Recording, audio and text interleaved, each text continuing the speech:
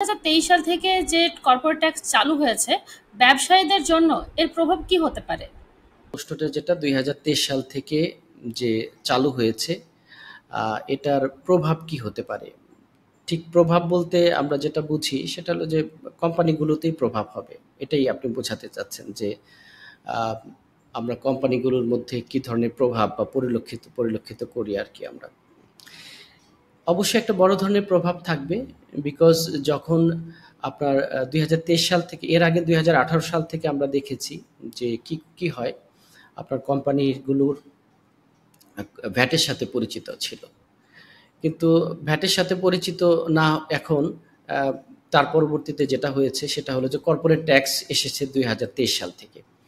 ২০২৩ সাল থেকে যখন কর্পোরেট ট্যাক্স এসেছে, সেই ট্যাক্সগুলোর কারণে আমাদের কমপ্লায়েন্সের অনেক ধরনের জটিলতা আমরা মনে করি জটিলতা হয়েছে, বা আমাদের হিসাবগুলো গভর্নমেন্টের কাছে পরিপূর্ণভাবে দাখিল করতে হচ্ছে। তো সেই ক্ষেত্রে তো একটা বড় ধরনের পরিবর্তন এসেছে।